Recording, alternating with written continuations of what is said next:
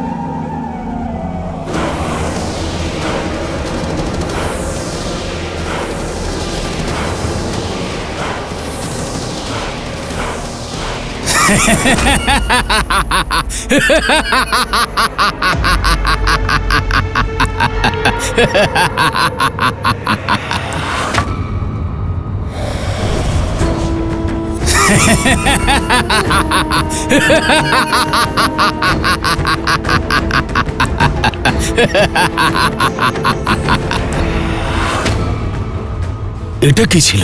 সহস্রমুখ রাবণ। সহস্রমুখ? খাদ্য গ্রহণের জন্য তোমার কাছে একটি মুখ আছে, আমার কাছে সহস্রমুখ রাবণ। তোমার মামা। মামা? তোমার পিতার প্রতি আমার ভালোবাসা আমাকে তোমার কাছে নিয়ে এসেছে।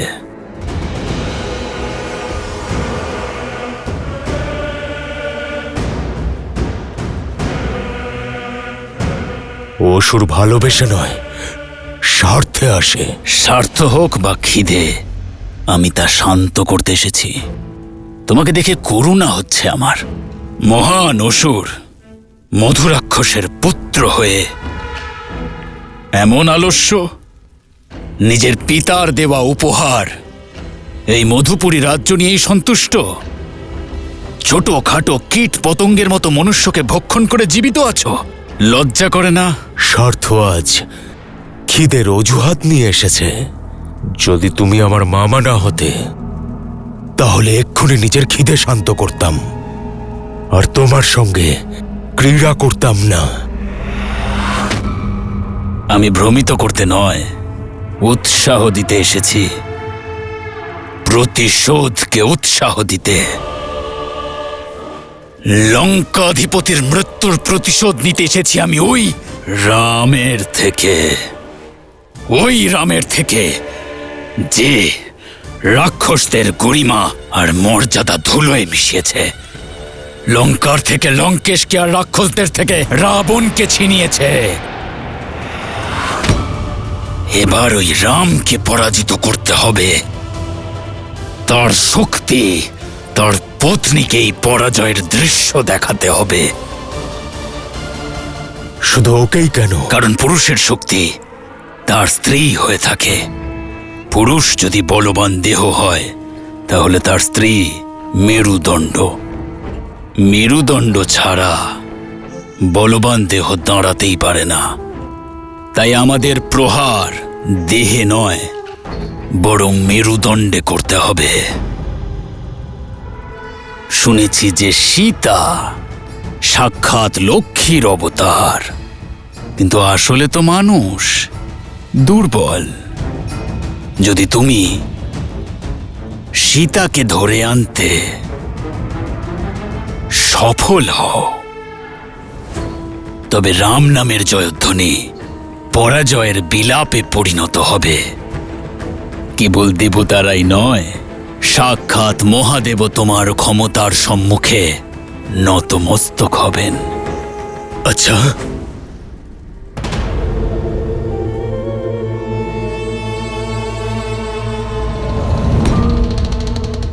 রাম রাজ্যের স্থাপনা আমাদের পরাজয়।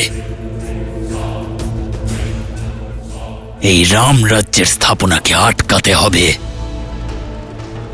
তাই সীতাকে আমার জীবিত প্রয়োজন, জীবিত।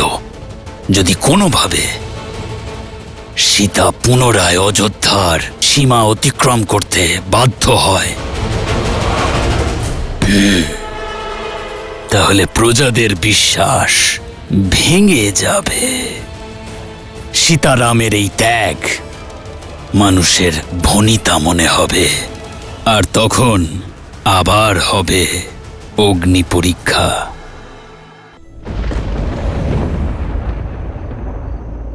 বাঁচাও, বাঁচাও, আগুন, পালাও, আগুন লেগেছে। কারা?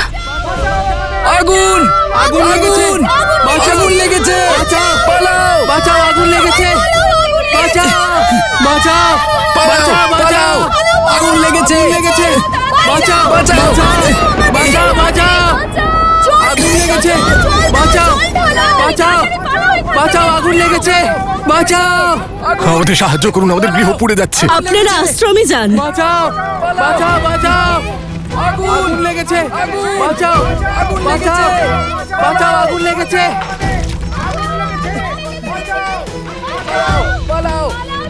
গুরুমাতা, এসব কি হচ্ছে? এই কাছেই ওনাদের গ্রাম।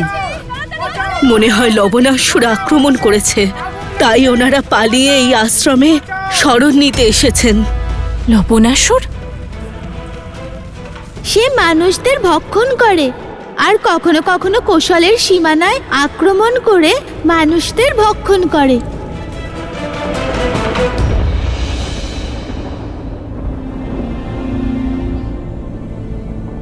শ্রীরাম! সীতা,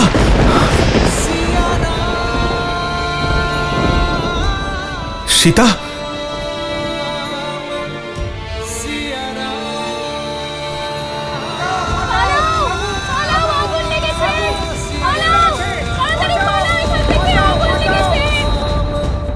মহারাজের জয় হোক।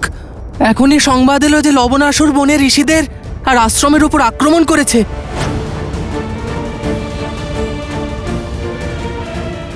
লবণাসুর? ওর উদ্দেশ্য আমার সীতার কোনো ক্ষতি করার নয় তো?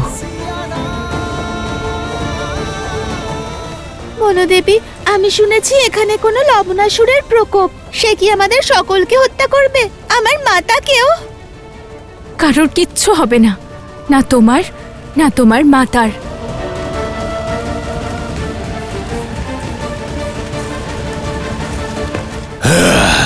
কাউকে ছাড়বো না,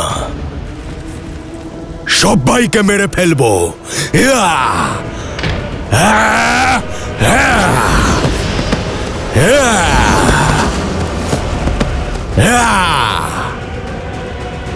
হ্যাঁ! লবণাসুর, প্রত্যেক অমাবস্যায় একজন মানুষকে পাঠাবো কথা দিয়েছিলাম এবং আমরা সেটা করেওছি, কিন্তু এত আক্রোশ, এত ক্রোধ কেন? এটা ক্রোধ নয়, প্রতিশোধ। এখানে শুধুমাত্র রাক্ষসরা থাকবে। আহ! আহ!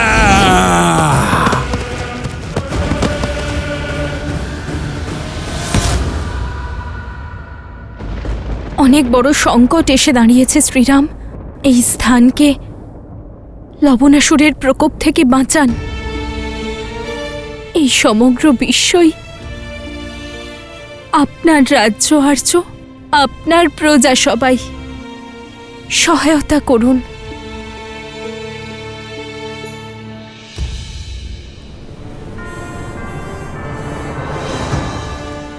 উত্তর দিকে এখানে মধুপুর নামের একটি নগরী আছে। লবণাসুর সেখানে অধার্মিক রাজত্ব করে, কিন্তু হঠাৎ সে তারই সম্মুখে অবস্থিত কৌশল রাজ্যের সীমানায় আক্রমণ করেছে। সেখানকার বনবাসীদের হত্যা করছে। গ্রামের পর গ্রাম উজাড় হয়ে যাচ্ছে। আমাদের শীঘ্রাতিশীঘ্র কিছু করতে হবে। পাপের শক্তি পুণ্যর থেকে সর্বদা কম হয়। মধুপুরের প্রজাদের সাহায্যের জন্য দাদার আশীর্বাদে ওই অসুরের সঙ্গে যুদ্ধ করতে আমি যাব। অযোধ্যার সেনাপতি আমি, এই কারণে লবণাসুরের সঙ্গে যুদ্ধ করতেও আমিই যাব। না দাদা, এই সুযোগ আমাকে দাও। ভরত দাদা 14 বছর ধরে তোমার সেবা করে এসেছে। লক্ষণ দাদা তোমার ঢাল হয়ে তোমার সঙ্গে ভীষণ যুদ্ধ লড়েছে। দয়া করে আমাকে লবণাসুরকে হত্যা করে নিজের প্রজার রক্ষা এবং বীরত্ব প্রদর্শনের সুযোগ করে দাও।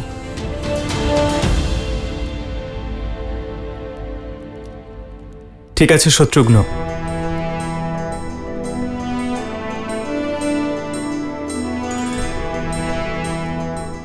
সেনাবাহিনী প্রস্তুত করো। মধুপুরীর প্রজাদের নতুন রাজার প্রয়োজন হবে। আমার বিশ্বাস লবণাসুরকে বধ করতে তুমি সক্ষম হবে। তাই অন্য কিছু করার পূর্বে একটি কার্য করতে হবে শত্রুঘ্ন।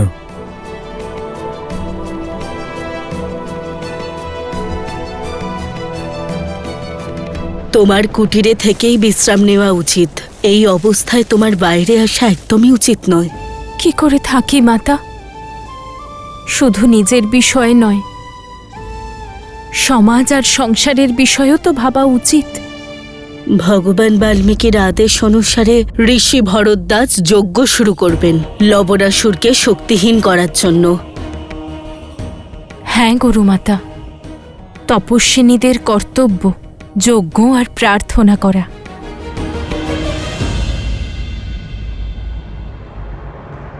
আর আমার শ্রীরাম নিজের কর্তব্য অবশ্যই পালন করবেন, শুধু ওনার সংবাদ পাওয়ার অপেক্ষা মাত্র। উনি লবণাসুরের এই আতঙ্কের বিনাশ করতে সময় নেবেন না।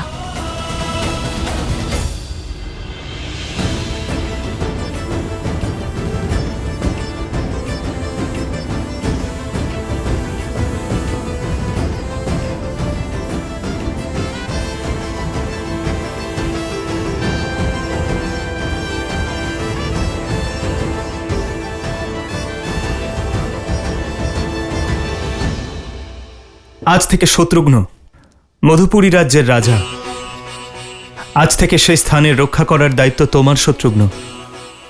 কিন্তু মনে রেখো, একজন ন্যায়পরায়ণ রাজা অন্য কোনো প্রজার সঙ্গে অকারণে যুদ্ধ করে না। নিজের প্রজাদের ওপর সংকট আসলে সে যুদ্ধ করতে পিছিয়েও যায় না। মধুপুরী মহারাজ শত্রুঘ্ন জয়! মধুপুরী মহারাজ শত্রুঘ্ন জয়! শত্রুঘ্ন, মধুপুরী ক্ষেত্রের স্থাপন লবণাসুরের পিতা মধু রাক্ষস করেছিল। তার তপস্যায় সন্তুষ্ট হয়ে মহাদেব তার থেকে অধিক শক্তিশালী ত্রিশূল তাকে উপহার দিয়েছিলেন। তার মৃত্যুর পরে মধু রাক্ষসের সেই ত্রিশূল লবণাসুর পেয়েছিল। সেই ত্রিশূলের শক্তি দ্বারা লবণাসুর ত্রিলোক আতঙ্কিত করে। ওর প্রজারা ওকে অত্যন্ত ভয় পায় শত্রুঘ্ন। এতদিনও শান্ত ছিল, কিন্তু ওর প্রকোপ এবার সব সীমা অতিক্রম করেছে। আমাদের সীমানার নিকটে আক্রমণ করার সাহস দেখিয়েছে ও। প্রজাদের কষ্ট দিয়েছে। এখন তোমাকেই এর প্রতিকার করতে হবে। যশস্বী হও।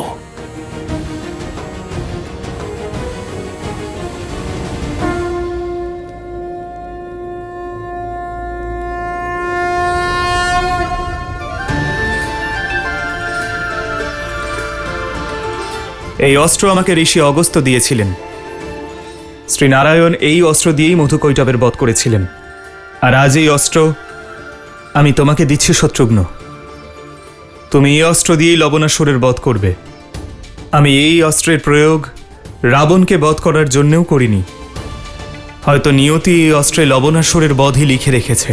আর আজ এই অস্ত্র নিজের কর্তব্য পালন করতে প্রস্তুত।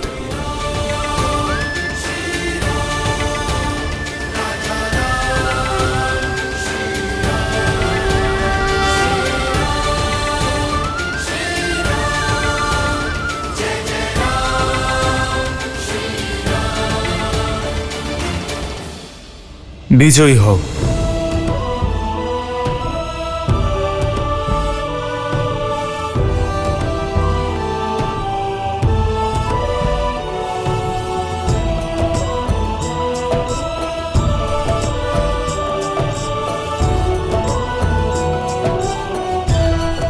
মধুপুরীর কাছেই মিথিলার একটা অংশ আছে। যদি এই যুদ্ধে কোনো প্রয়োজন পড়ে তাহলে পিতার কাছ থেকে সাহায্য নিতে দ্বিধা করবেন না। মহাদেব আপনাকে বিজয়ী করুন।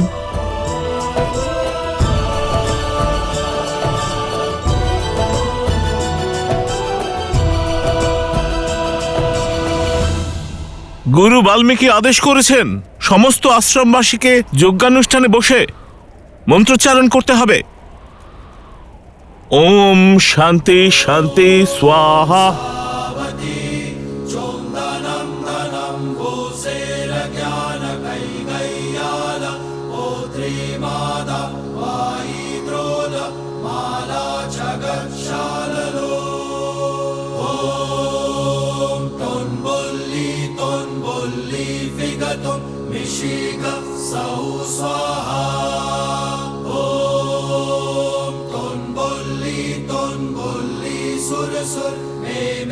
বনদেবী, তুমি ঠিক আছো?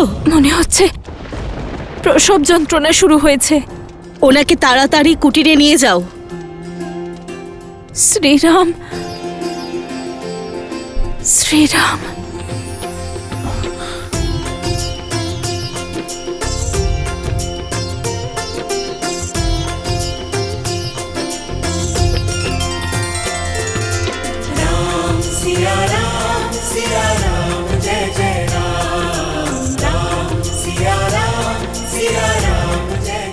এ কেমন সংকেত?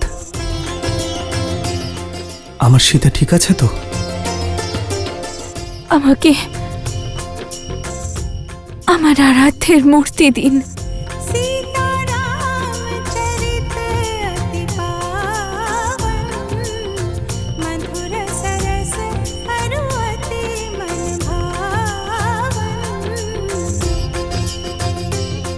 আমার পূর্বপুরুষেরা আমার সীতাকে রক্ষা করবেন। তোমার কিচ্ছু হবে না সীতা। শ্রীরাম, শ্রীরাম।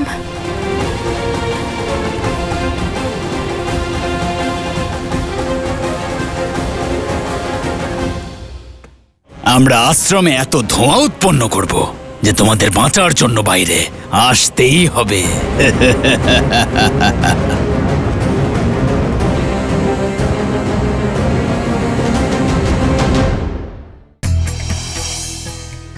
কুশ নিজের রাজধানী কুশাবতী থেকে দক্ষিণ কৌশলে রাজত্ব করেছিলেন আর নাগা রাজা কুমুদাকে যুদ্ধে পরাজিত করে তাকে নিজের অধীনে করে নিয়েছিলেন।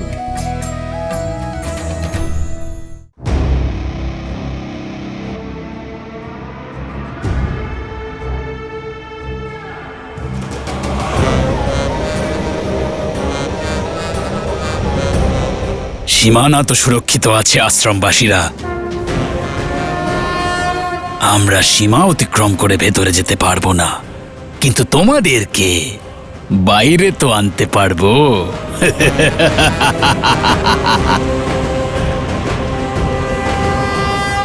আমরা আশ্রমে এত ধোঁয়া উৎপন্ন করব যে তোমাদের বাঁচার জন্য বাইরে আসতেই হবে।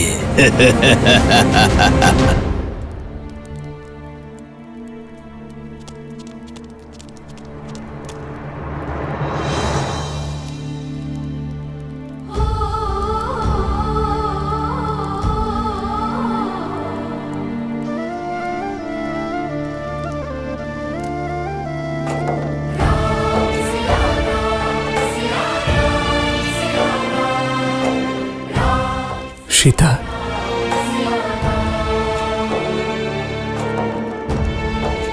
মনে হচ্ছে আমাদের বংশধরের জন্ম নেবার শুভ মুহূর্ত চলে এসেছে। শ্রীরাম। হে মহাদেব, সীতার ওপর,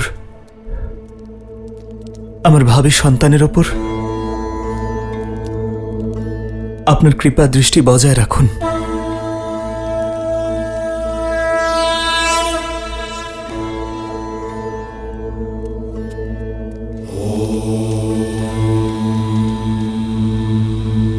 চিন্তার কারণ দেখা যাচ্ছে ঋষিবর।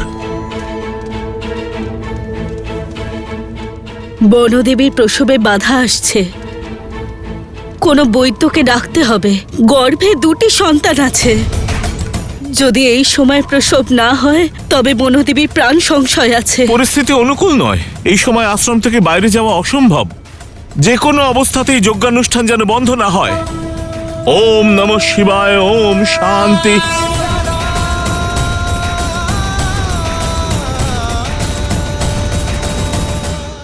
শ্রীরাম!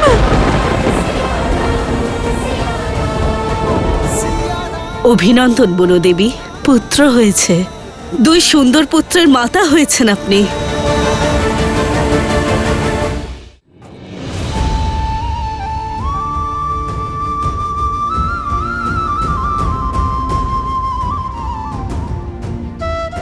শ্রীরাম,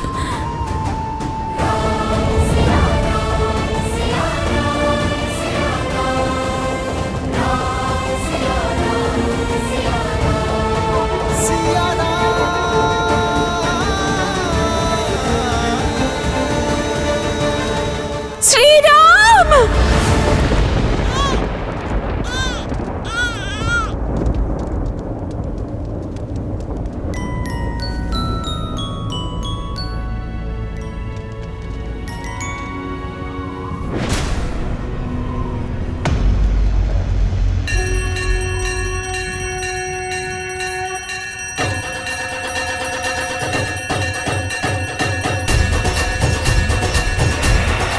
না,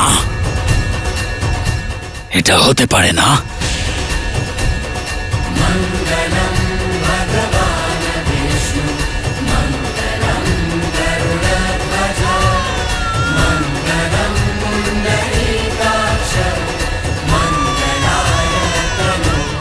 অভিনন্দন বনদেবী, পুত্র হয়েছে।